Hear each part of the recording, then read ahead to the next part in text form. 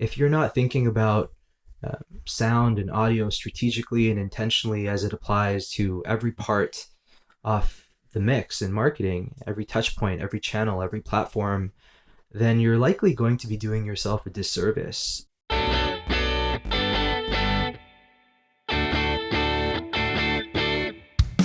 Welcome to Audio Branding, the hidden gem of marketing.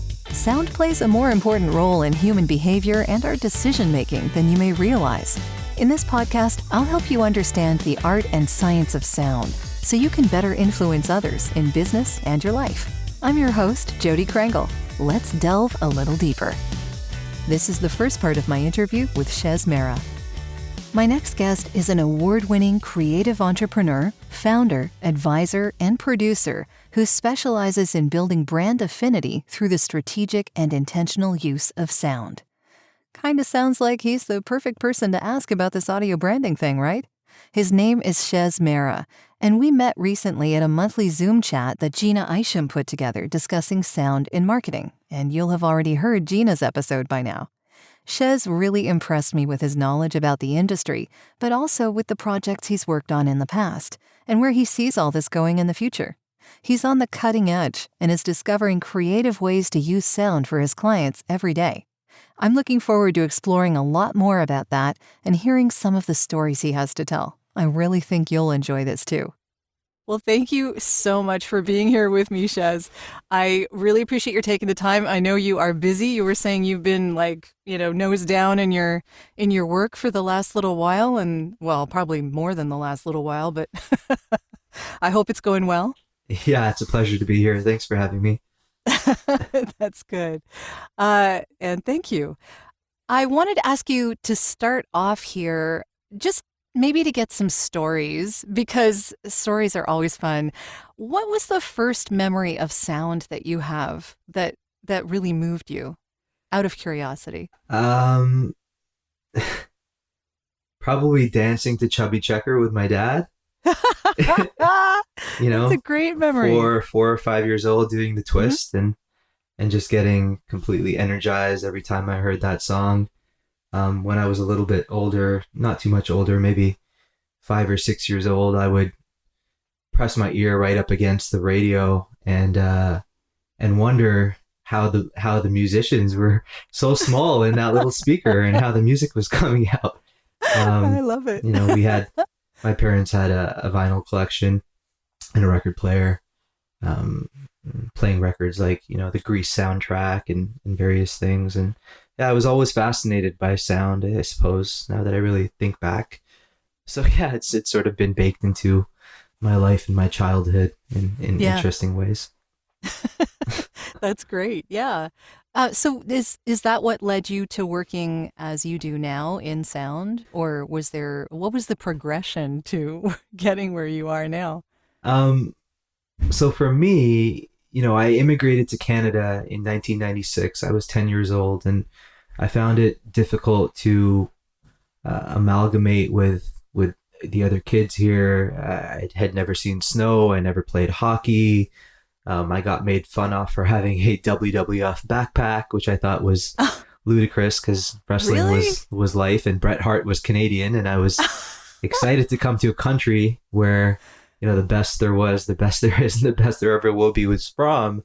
But anyway, I sort of gravitated towards music as my escape or my lonely hobby, being this lonely immigrant kid. And one day I was listening to something and I heard scratching. I heard a DJ scratching a record. It was either DJ Premier or Mixmaster Mike and a Beastie Boys song or something, and I was just enamored by the sound of scratching and of like a vinyl record being manipulated, and I was sold. I went down a rabbit hole and started collecting records and trying to find people who were getting rid of their collections and just hoarding vinyl.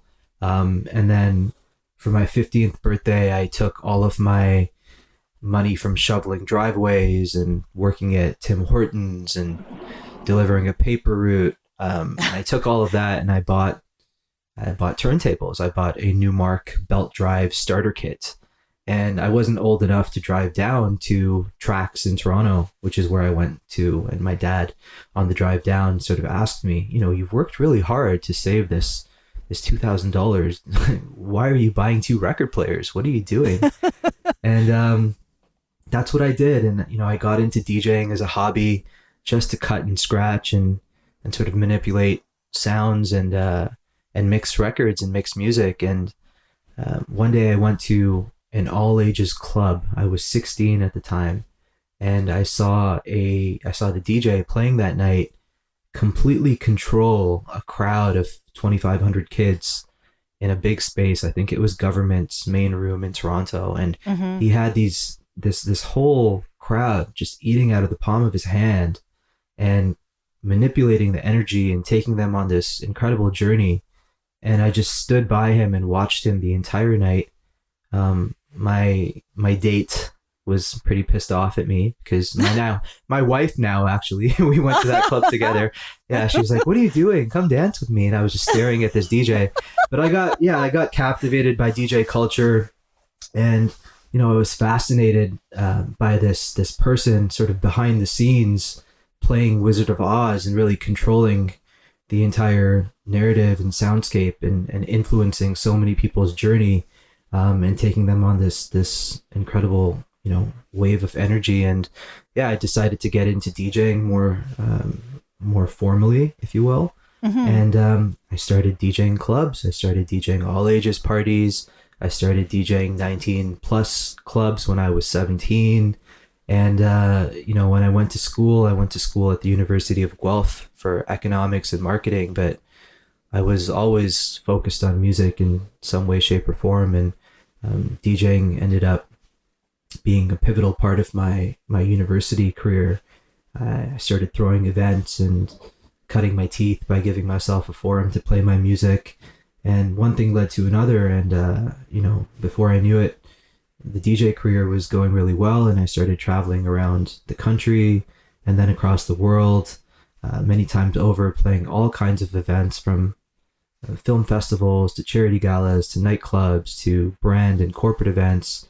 And yeah, it was, I suppose, a natural extension of my love and passion for music.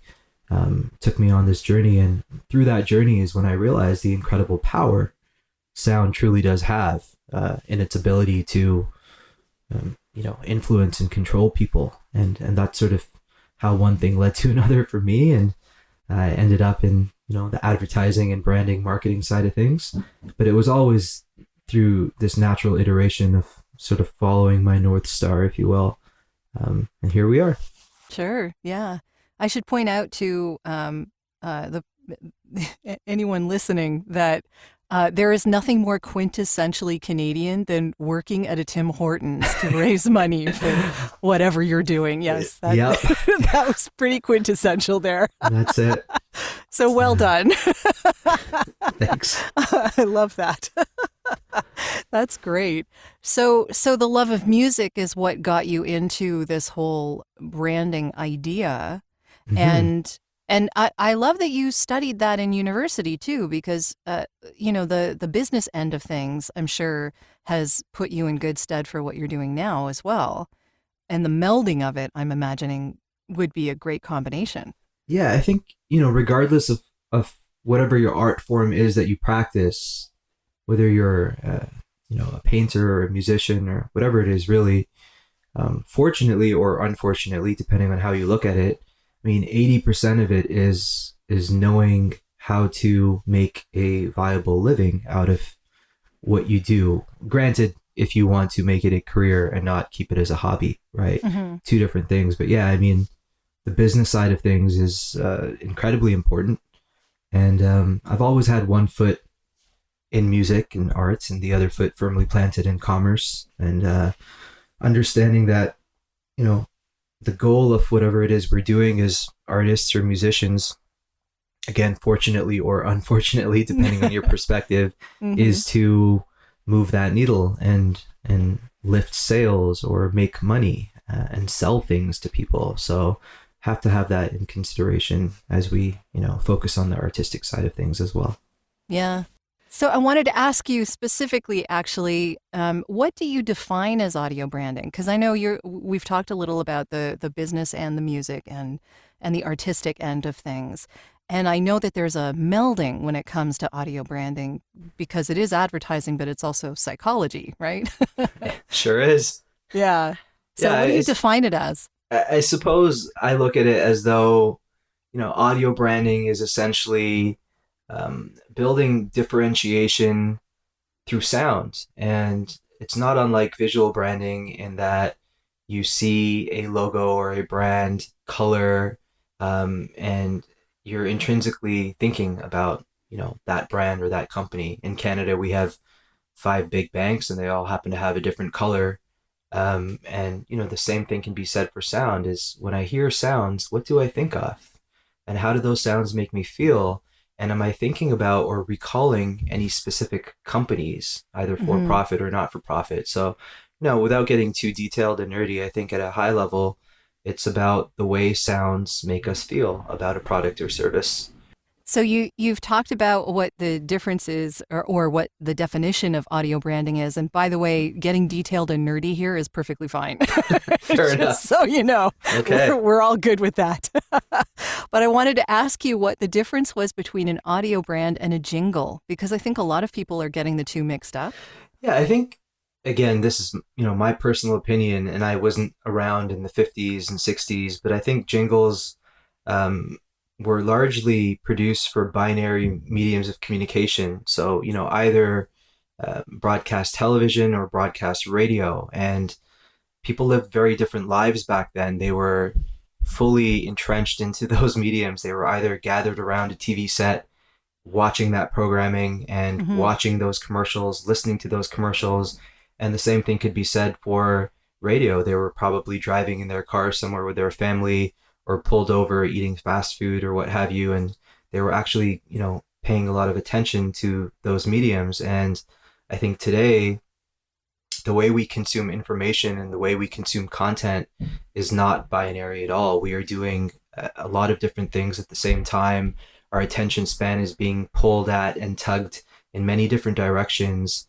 And those binary forms of communication, you can't depend on those and solely those anymore. So while jingles or brand anthems might serve their purpose as part of a larger audio branding strategy, it's really about everywhere a brand exists and speaks to their customers, whether it's B2B or B2BC or B2C, and taking real stock of what those interactions sound like, right, across the entire integrated marketing mix, if you will, whether it's out of home or, background music in a restaurant or app notifications, all kinds of things. And there tends to be many, many more situations where sounds or audio are utilized that aren't really being thought of strategically and coherently. And I think that's where audio branding is gearing towards. And I think that's what audio branding is all about. It's the entire holistic approach in terms of how are you using sound as a brand. Are you looking for ways to improve your company's or podcast's impact? You'd be surprised how powerful the use of an intentional audio branding strategy can be. Want to know more? I have a free downloadable PDF that gives you my 5 tips for implementing an intentional audio strategy at voiceoversandvocals.com/audio-branding-strategy. That location does ask to put you on a mailing list, just to send you updates on when the new podcasts come out. But if you really don't want to give your email out, I understand. Just contact me directly. My email is all over my website, and I'll make sure you get that PDF without needing to sign up anywhere. If you do sign up, though, you also get access to a resources section called The Studio, where I have videos, white papers and PDFs, discounts from my guests, and snippets of audio from my guests that no one else gets to hear. So maybe it's worth your while. Totally up to you. And of course, if you're looking for voiceovers, you can get in touch with me about that too. Now, back to the podcast.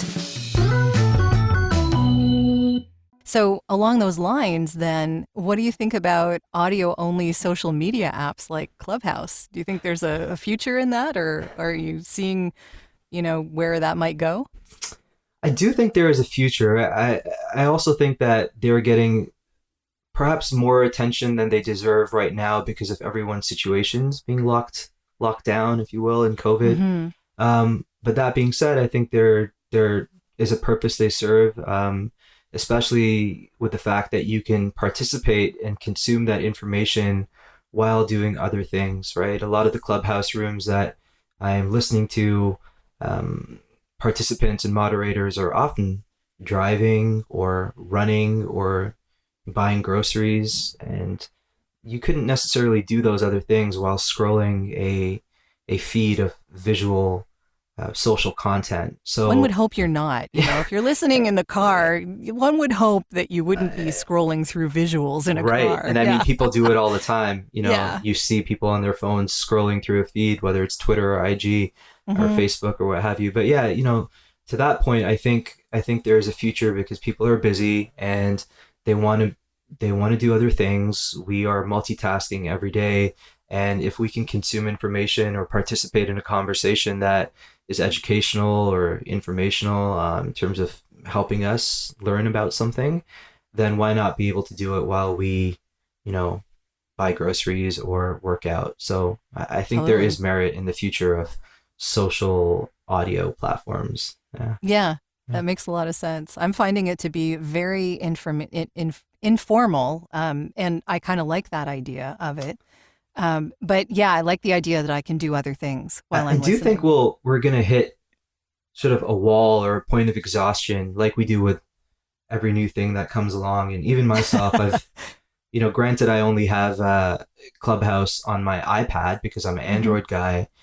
So I never used it. I am right there with you. Actually, nice. That's exactly how I'm on there. I feel like an imposter. Yeah. So I'm my son has the iPad a lot and he's doing school and different things on there. And so I typically only would log on to Clubhouse in the evenings. But even these days, I'm finding myself actually just reading books. And wow. I actual hear, books. Yeah. I hear things all day, every day, or I'm in conversations and, Zoom calls and so forth. And so I've sort of pulled back a little bit from listening because I'm listening all the time. And sometimes it's nice just to be able to hear your own thoughts as well, right? So yeah. I think it's going to be a healthy balance, but I do think they are here to stay. Yeah, that's a good point. I think we're all getting a little exhausted about how connected we all are right now. Yeah. How many Zoom meetings have you had today? 6. A lot. Yeah. Really? Yeah. Oh my goodness. Okay, well. I love Zoom though. Zoom's great. Yeah, I mean, it certainly makes things easier in a lot of senses, but it can be exhausting, as you say. We would be, at Audio Branding, at one of the companies I'm running, we would be screwed without collaborative tools like Zoom. I mean, we're quite literally in sessions and working with musicians all over the world and composers and sound designers and collaborating on projects. And yeah, if it weren't for these tools, I don't know how we would function as a business. That totally makes sense, especially with all of us locked down as we are. Yeah.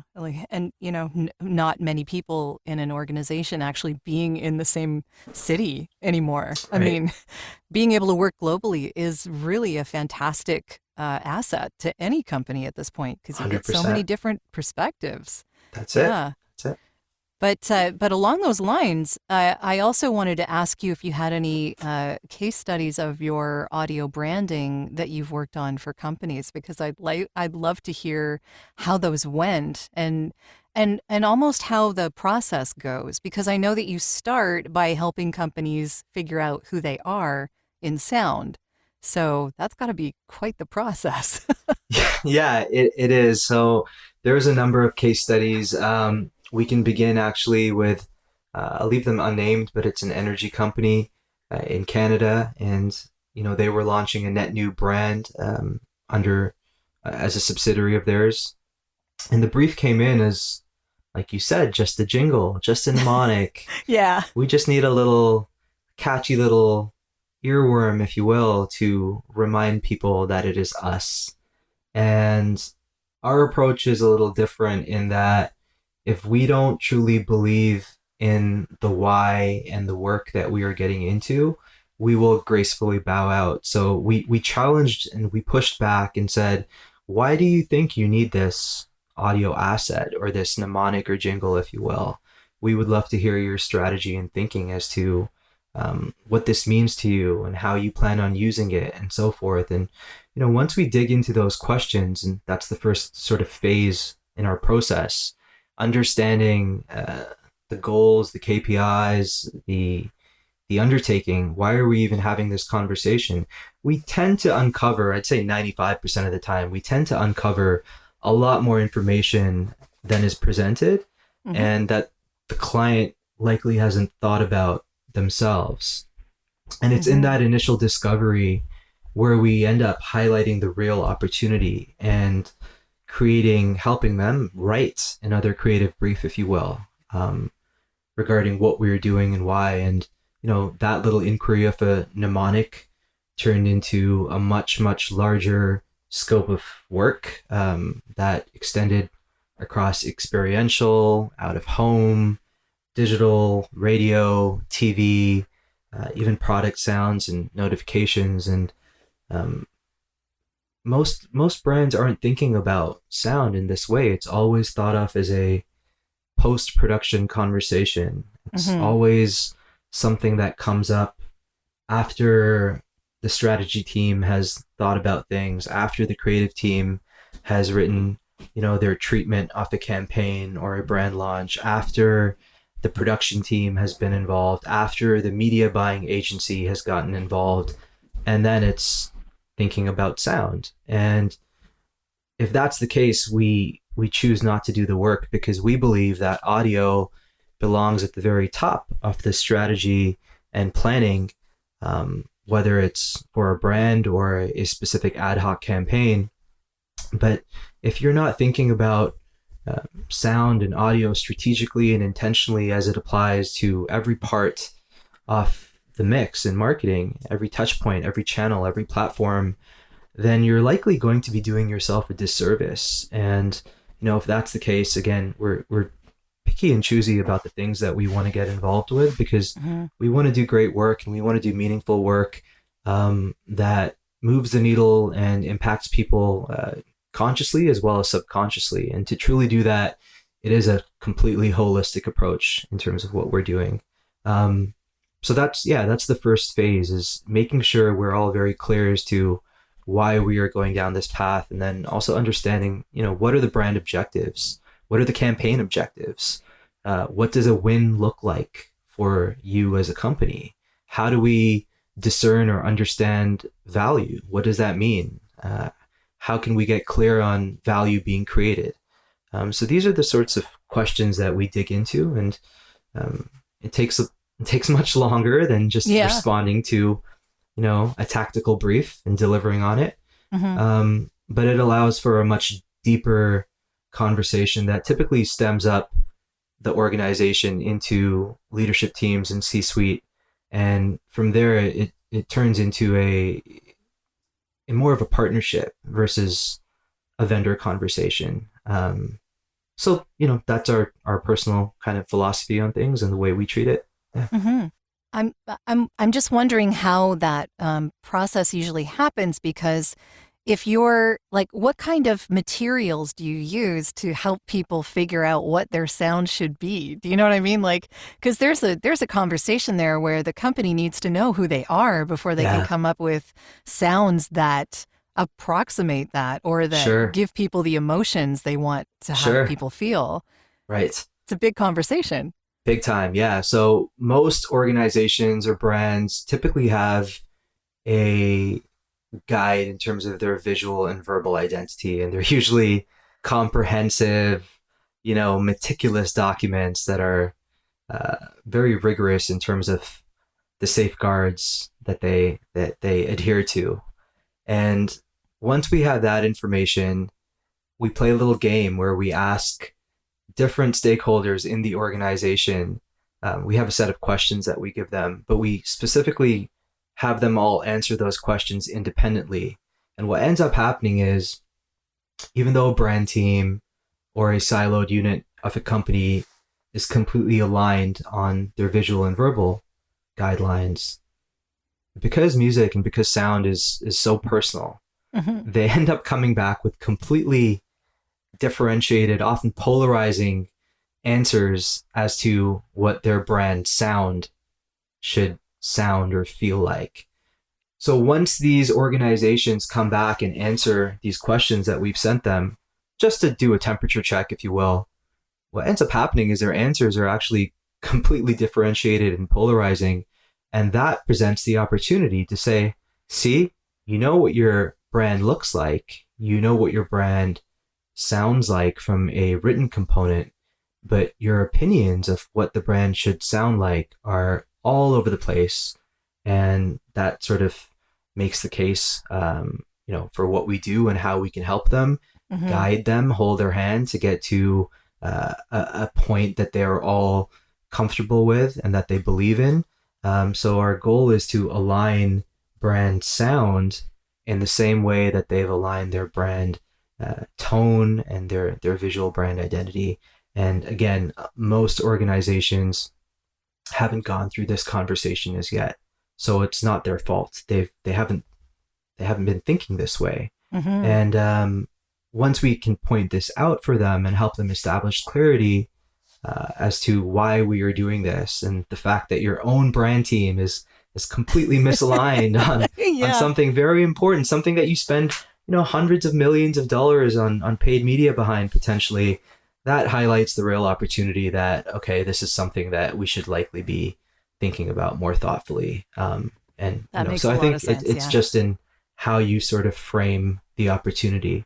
That's typically where we begin. And from there, as you know, Jody, it can become a rigorous, cumbersome process in steering this forward towards a direction that everyone is clear on, that everyone believes in, and that actually makes sense in terms of those brand values and that feeling you want to convey, right, across the organization. Sure. Yeah. There's a lot that goes into it. There is.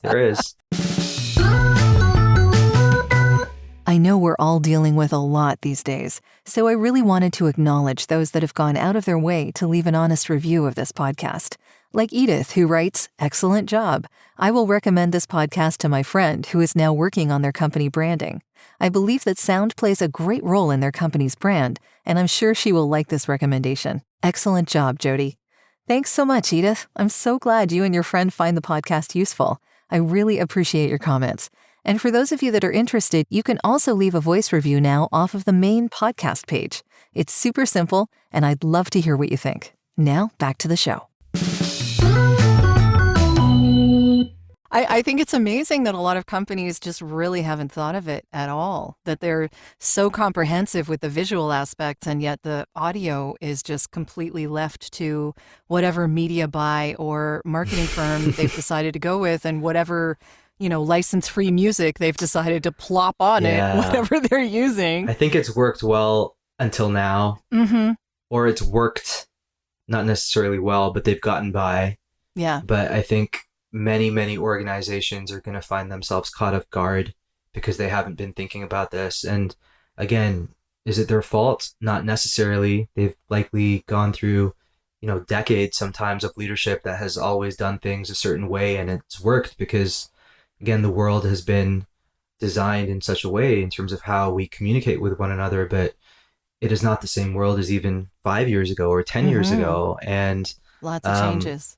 A lot of changes, and even the way our brains are being wired differently now is changing, and we have to plan for these changes. We have to plan for the new media landscape and what that means. And if you license a piece of music for a TV commercial, and that that campaign ends up taking off, let's say, and turns into its own little beast of a TikTok challenge, and you're not actually licensed for that medium, I mean, a bunch of things happen. You open yourself up to possible litigation, by people using your music, and you don't capitalize on the fact that this other ancillary component to your campaign that you might not even plan for, it just organically took off and did its own thing, earned all of its own earned media.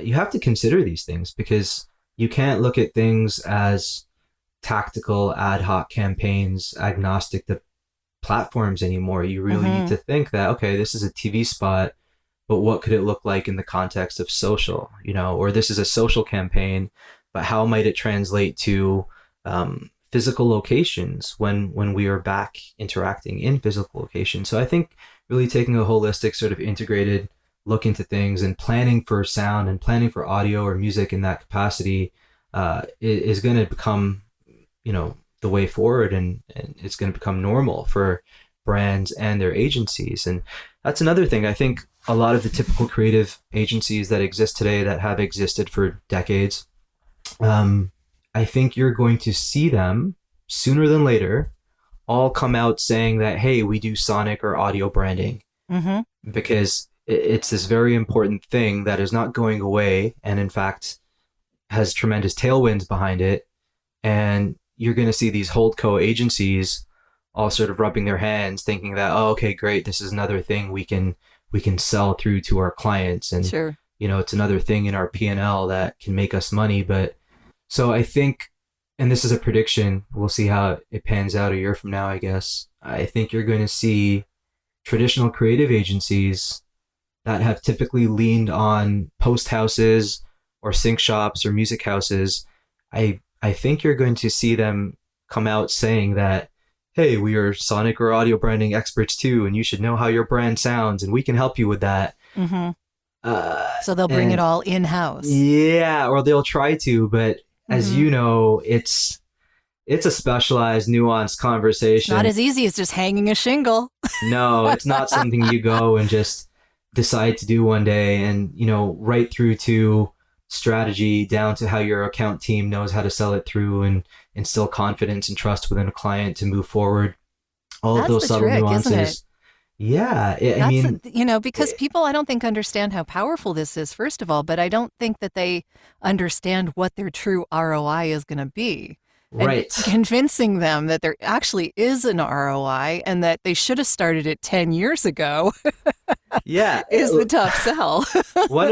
So I always say, we should be able to sell through to a CMO and a CFO, right? You want to win over the brand stewards, the people responsible for building brand identity and affinity. But then there's another edge to that sword, and it's the people safeguarding the money. It's procurement, or the controller, the CFO. And if you can paint the picture in a way that rallies every siloed component of a publicly traded organization, and everyone buys in and understands this is why we are doing what we're doing, and this is how it's going to pay dividends over time, it's much easier to garner true investment in that space. And not just frivolously for the fact of, putting lipstick on a pig and saying that we are doing something. Yeah.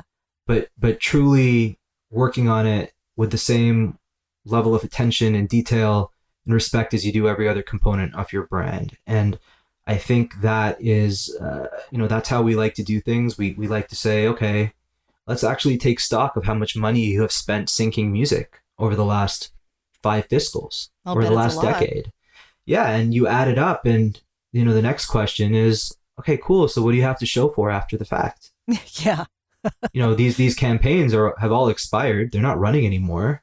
So is anything that you've invested in from a licensing perspective, from a music perspective, what do you have today to show for after the fact? And if you want to talk about investments and dollars, I mean, pretty bad investment there, guys. You have nothing to show, and you continue to try and, rent your brand equity or capitalize on the likeness by thinking, okay, this song makes sense for this campaign, so great, we should go ahead and pay these crazy licensing fees to a publisher somewhere that owns the rights to use this in our, I don't know, whatever it is, could be any kind of product. And so again, we try and come in as a true consultancy versus a typical agency model. There is no rate card to what we do. There's no standard list of services we offer. We have to come in and understand what is happening, what has been happening, where are you today, where are you trying to go, and audit things. And part of that initial audit and deep dive is saying, okay, this is what you have been doing with your advertising dollars as it pertains to sound or music or audio or all three.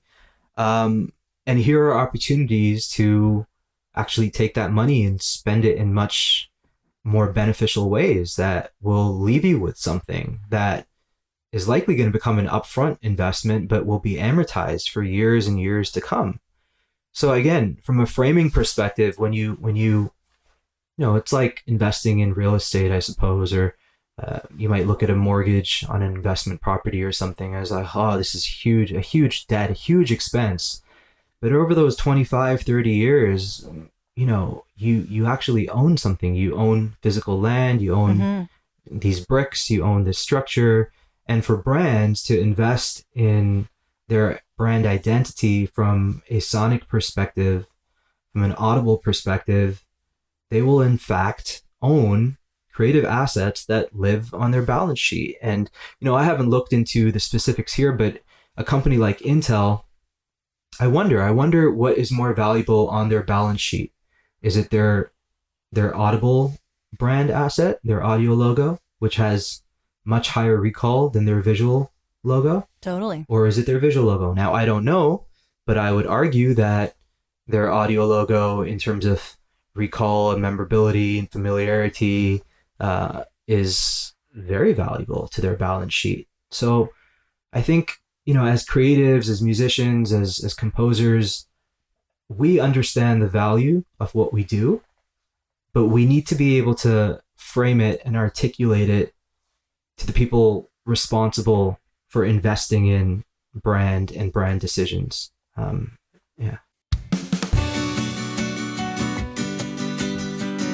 This has been part 1 of our interview. I hope you'll tune in next week for part 2. Well, that's the end of this episode. Thanks for listening. And if you like what you heard, why not tell a friend about this podcast? It's available in all the usual locations. Until next time.